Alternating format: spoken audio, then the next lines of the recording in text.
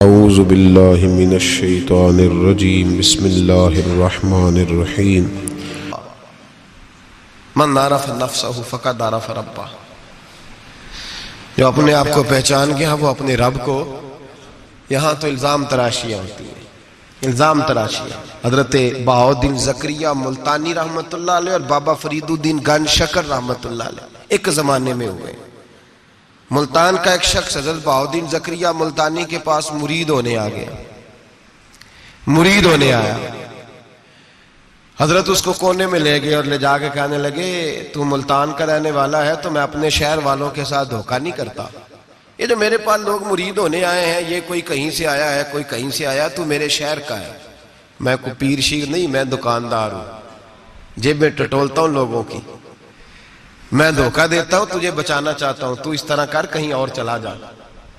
اس نے کہا حضور مشورہ دے کہاں جاؤں؟ کہنے لگے پاک پتن میں چلا جا، فرید الدین بہت بڑا فقیر ہے، بڑا فقیر ہے. وہ شخص کہتا ہے گھوڑے پہ بیٹھا، میلوں کا سفر تھا، ملتان سے پاک پتن شریف پہنچا. بابا صاحب کی خدمت میں حضور مرید ہونا ہے. کہاں سے آئے ہو؟ کہا ملتان شریف سے. کہنے لگے وہاں فقر کا دریا بہ رہا تھا، تو نہر کے پاس آ گیا ہے. فقر کا دریا بہ رہا تھا تو نہر کے پاس آ گیا ہے. اور رونے لگا، کہنے لگا بابا مجھے کیا پتا نہر کون سی ہے دریا کون سا ہے، وہ تیرے پاس بھیجتا ہے تو اس کے پاس بھیجتا ہے. میرے بھائی پرانے لوگوں کو تو اپنے اندر کوتاہی نظر آتی تھی، سامنے والے کے اندر خوبی دکھائی دیتی. میں بن کے بیٹھ گیا ہوں کہ میں ہی صحیح ہوں، بس میں ہی صحیح ہوں. اپنے زاویہ نگاہ سے سوچتے ہو، اپنا ہم نے طرز خیال بنا لیا.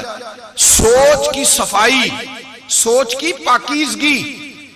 دنیا میں وہ بندہ اچھا نہیں ہوتا جو صرف اکیلا اچھا ہوتا ہے. اچھا وہ بندہ ہوتا ہے جس کا معاشرہ اچھا ہوتا ہے. اچھا وہ بندہ ہوتا ہے جس کا خاندان اچھا ہوتا ہے. اچھا وہ بندہ ہوتا ہے جس کا حلقہ احباب اچھا ہوتا ہے. وہ اکیلا اچھا بن کے بیٹھ گیا تھا صرف میں صحیح ہوں اور کوئی بھی نہیں. تو کس طرح صحیح ہو گیا؟ تو اوپر سے گرا ہے. تو کس طرح ٹھیک؟ تیرا نہ باپ ٹھیک معاذ اللہ، نہ تیرا خاندان ٹھیک، نہ معاشرہ ٹھیک، نہ دوست ٹھیک، نہ پیر ٹھیک، نہ استاد ٹھیک، نہ کوئی سیاستدان ٹھیک. دنیا میں جب کوئی صحیح ہے ہی نہیں تو کہاں سے آ گیا اکیلا صحیح؟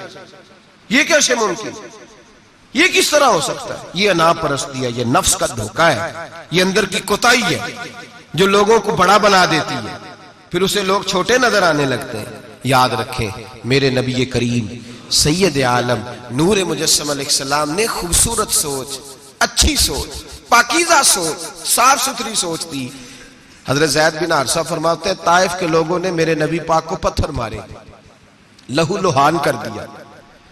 فرماتے ہیں وہاں کے کچھ لوگ بھی انہیں برا کہنے لگے، میں بھی برا کہنے لگا، اس لیے کہ یہ تو عرب کے کلچر کے بھی خلاف تھا. عرب معاشرے کے لوگ اپنے مہمان کے ساتھ یہ سلوک نہیں کرتے تھے، چاہے وہ کوئی بھی ہو. اور نبی پاک علیہ السلام نے تو جو دعوت دی اس میں تو حسن بھی بڑا میٹھا تھا، وہ تو لفظوں کے اندر توانائی، خوبصورتی، مٹھاس بھی بڑی تھی. تو یہ تو عرب کے رواج کے بھی خلاف تھا کہ گھر آئے مہمان کو پتھر مارے جائیں. انہوں نے پتھر مارے، لہو لہان کیا، میں نے بھی برا کہا، معاشرے کے لوگوں نے بھی برا کہا.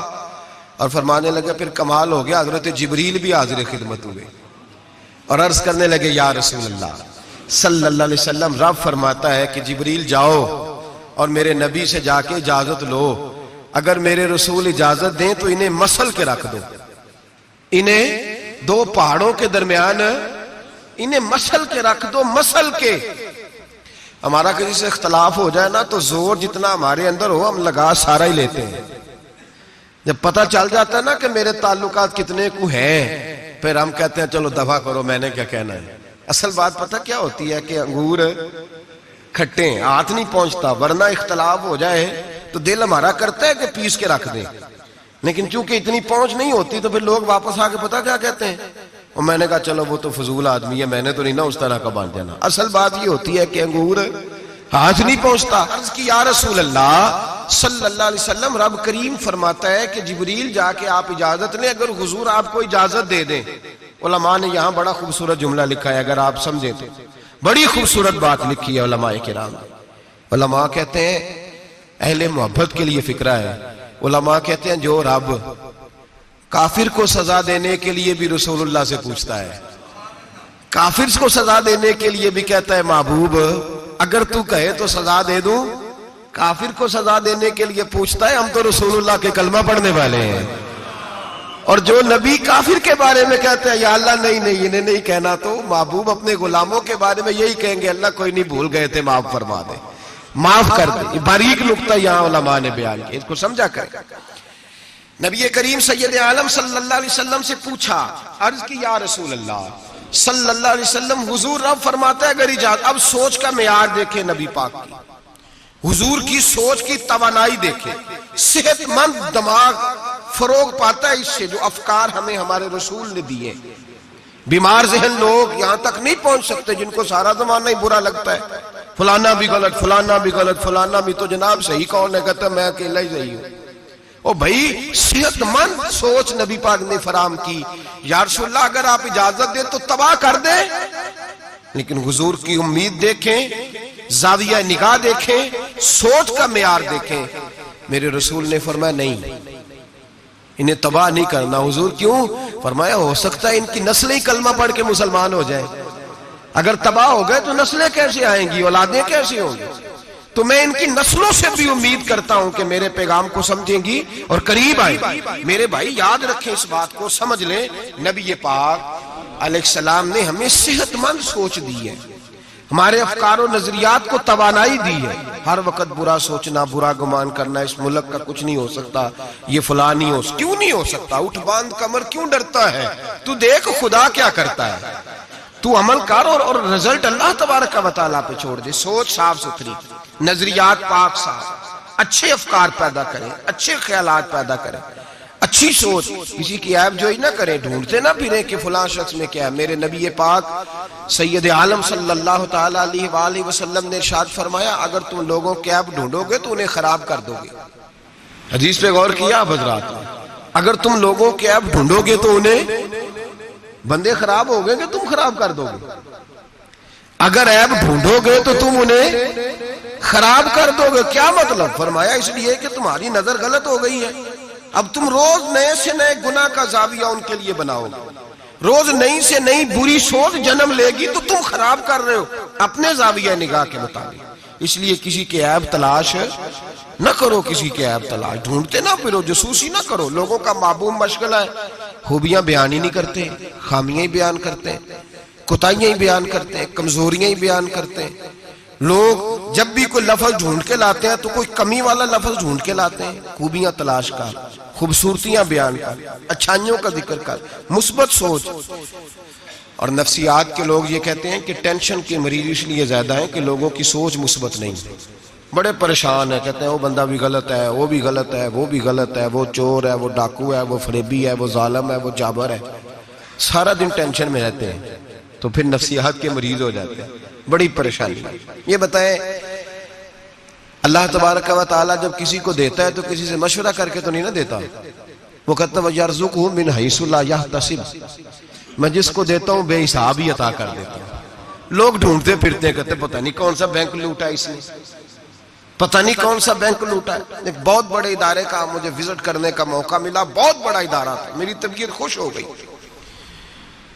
لاوارث یتیم بچوں کے لیے ادارہ بنایا اور جدید دور کے تقاضوں کے میں خوش ہو گیا۔ میں نے کہا کیا بات؟ ایک صاحب میرے کان میں کہنے لگے انہوں نے بڑے پیسے اکٹھے کیے، 3 گنا تو یہ کھا گئے، صرف 1/4 حصہ لگایا ہے۔ تو میں نے کہا آپ نے دیے تھے پیسے جو کھا گئے؟ کہنے لگے نہیں۔ میں نے کہا وہ جس نے دیے ہوں گے آپ کا قریبی رشتہ دار ہوگا؟ نہیں۔ دوست ہوگا؟ نہیں۔ میں نے کہا آپ کو کس نے بتایا کھا گئے؟ کہتے میں نے لوگوں سے سنا ہے، میں نے لوگوں سے سنا ہے۔ میں نے کہا نادان آدمی، کتنے کو پیسے؟ کہنے لگا جی کئی کروڑ۔ میں نے کہا تیرے میرے پہ تو کوئی 5 لاکھ کا اعتبار نہیں کرتا، اس پر کسی نے اعتبار کیا ہے تو اسے لاکھوں دیے نا، تجھے مجھے کیوں نہیں دے دیے؟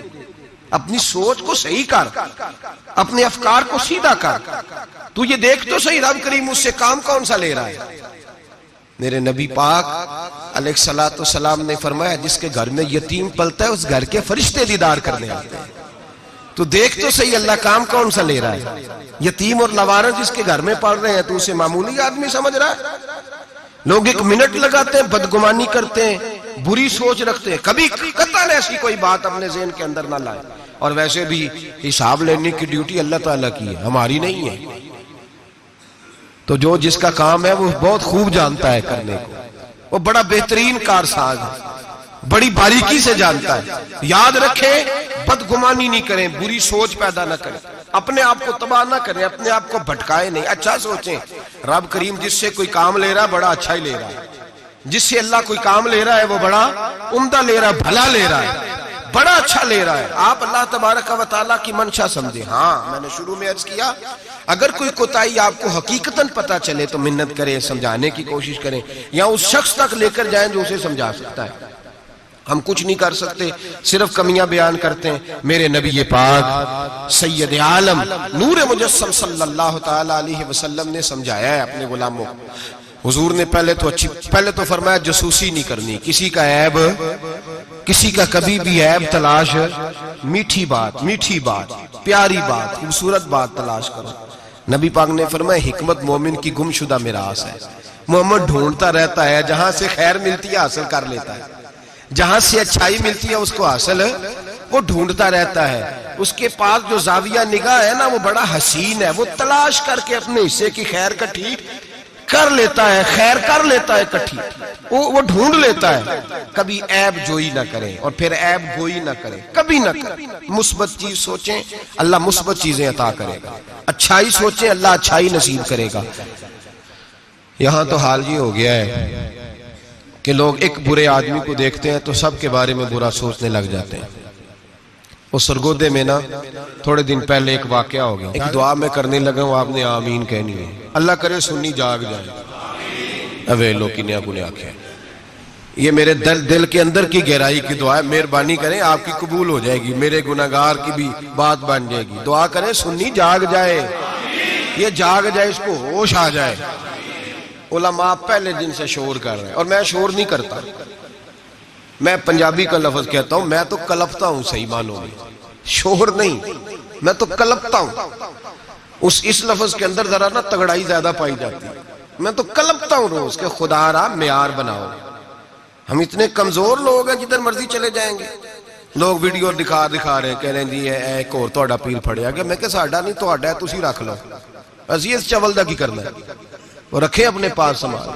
ایک منٹ میں آپ, اللہ تبارک و تعالیٰ نے مجھے بڑا وقت ہو گیا یہاں آپ کے ساتھ گفتگو کرتے, میرا نہیں خیال کہ کبھی ہم نے لچک دی ہو. دوسروں نے کیا تنقید کرنی ہے, ہم سب سے زیادہ ایسے لوگوں پہ تنقید کرتے ہیں. اب میرا سوال ہے, شرابی کے پاس کون جا کے بیٹھتا ہے؟ متقی آدمی. بولے نشئی کے پاس کون جاتا ہے؟ جواریے کے پاس کون جاتا ہے؟ او بھائی ان آستانوں اور درباروں پہ وہ لوگ جاتے ہیں جو خود نفسیاتی طور پہ ٹھیک نہیں, خود نفسیاتی طور پہ ٹھیک نہیں. تو ایسے نہ الزام لگا دیں کہ وہ فلاں بندہ تھا تو بڑا ظلم ہوا, ان لوگوں کے ساتھ زیادتی ہوئی. مومن جس نے قتل کیا وہ جہنم میں جائے گا. من قتل مومنا متعمدا فجزاؤہ جہنم. اللہ فرماتے ہیں جان بوجھ کے مومن کو قتل کرنے والے کی سزا جہنم ہے اور ہمیشہ اس میں رہے گا. لیکن نمازی کے پاس نمازی جائے گا, قرآن پڑھنے والے کے پاس قرآن پڑھنے والا جائے گا, درود شریف پڑھنے والے کے پاس درود شریف پڑھنے والا جائے گا. ان آستانوں پہ, ان جعلی درباروں پہ لوگ جاتے ہی وہ ہیں جو حقوق العباد سے بھاگے ہوئے, جو شرابی, کبابی, نشئی, ٹال کڑال والے وہ جاتے ہیں. تو جب جائیں گے تو سزا پائیں گے. کیوں جاتے ہیں؟ کس نے کہا جانے کو؟ اور میں بڑی دیر پہلے کا یہ بات کہہ رہا ہوں اور کہتا رہوں گا انشاءاللہ تعالی. میں اکثر کہا کرتا ہوں کہ بی بی گئی پیر پہ, پھر حالات خراب ہوئے, پیر پہ پرچہ ہوا, تو جس خامد کی بیوی گئی اس خامد پہ بھی پرچہ ہونا چاہیے. اس کی بیوی کیوں گئی تھی پیر کے پاس؟ اس پہ نہیں ہونا چاہیے. اس بھائی کو نہیں گھسیٹنا چاہیے جس کی بہن گئی تھی اکیلی تعویذ لینے. اس باپ کو پکڑ کے نہیں گھسیٹنا چاہیے عدالت کے اندر جس کی بیٹی بغیر پوچھے جاتی ہے تعویذ دھاگا کرانے. کدھر ہوتے ہیں وہ سارے؟ اس لیے ایک منٹ میں نا, اور پھر ہمارا کوئی تعلق نہیں ہے ایسے لوگوں سے, اور ہم شرمندہ بھی نہیں ہیں. ہم بڑے دلیری کے ساتھ کہتے ہیں الحمدللہ تبارک و تعالی ہمارا دور دور تک ہماری جماعت کا ان سے کوئی تعلق نہیں. ہماری جماعت کا تعلق پیر میر علی شاہ صاحب کے ساتھ ہے. ہماری جماعت کا تعلق امیر ملت پیر جماعت علی شاہ محدث علی پوری کے ساتھ ہے. 104 سال کا بابا ہو پھر بھی مسواک کر کے کھڑا ہو کے نماز پڑھے اور 4 سنتیں ادا کرے, اور لوگ کہیں کہ پیر صاحب بیٹھ کے پڑھ لے, اتنے بوڑھے ہو گئے. تو آپ فرمانے لگے میں بوڑھا ہوا ہوں, عشق تو بوڑھا نہیں نہ ہوا, میں اپنے رسول کی ہر ادا پہ عمل کر کے دکھاؤں گا. ان لوگوں کے ساتھ ہمارا تعلق ہے. ایسے ہی فٹافٹ اٹھ کے بات, ہمارا تعلق اعلیٰ حضرت فاضل بریلوی کے ساتھ ہے. اعلیٰ حضرت فاضل بریلوی رحمت, ایک پیر صاحب نے دعوت دی, پیلی بھیت کے پیر صاحب تھے, دعوت دی, ان کے جلسے میں عرس پہ اعلیٰ حضرت گئے, اور جب میرے امام پہنچے تو بے پردہ بیویاں سامنے بیٹھی تھی. میرا موضوع نہیں تھا لیکن بات ہو رہی تھی, سوال پوچھا جا رہا تھا تو وضاحت ضروری سمجھ رہا ہوں. بے پردہ بیویاں سامنے بیٹھی تھی, اور وہ بزرگ سید بھی کہلاتے تھے.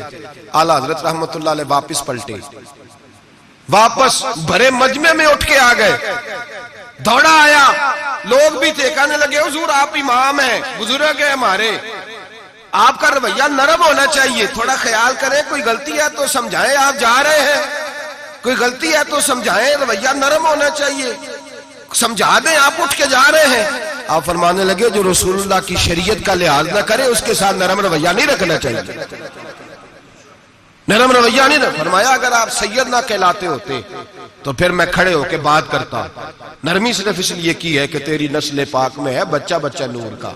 لیکن وہ شاہ بھی کوئی قیمتی بزرگ تھے, سید صاحب بھی, وہ کہنے لگے حضور بھی میری طرف دیکھیں, بڑے مجمع میں کہتا ہوں مجھ سے غلطی ہوگی, آئندہ نہیں کروں گا.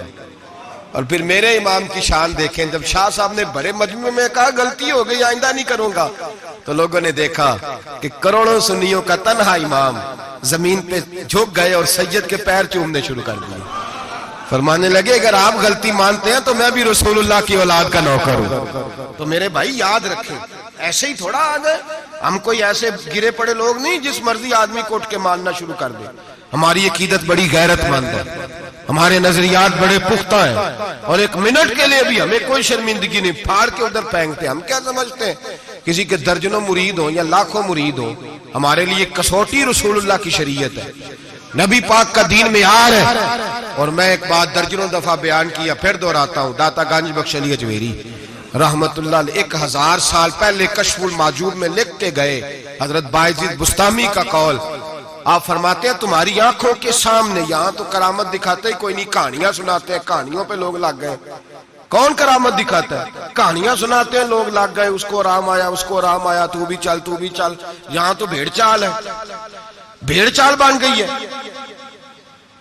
حضرت بایزید بستامی فرماتے ہیں اگر تم کسی شخص کو دیکھو کہ پانی پہ مصلی بچھا کے نماز پڑھتا ہے, ہوا میں اڑتا ہے اور اپنے ہاتھ پر پورا درخت اگا دیتا ہے, اور پھر دیکھو وہ نبی پاک کی شریعت کی مخالفت کر رہا ہے, اسے پیر نہ سمجھنا, بے دین سمجھنا. آنکھوں سے کرامت دیکھ بھی لی تم نے, دیکھ لیا سارا کچھ, اور اگر وہ سنت شریعت کا پابند نہیں تو ہماری نظر پہ چڑھ سکتا.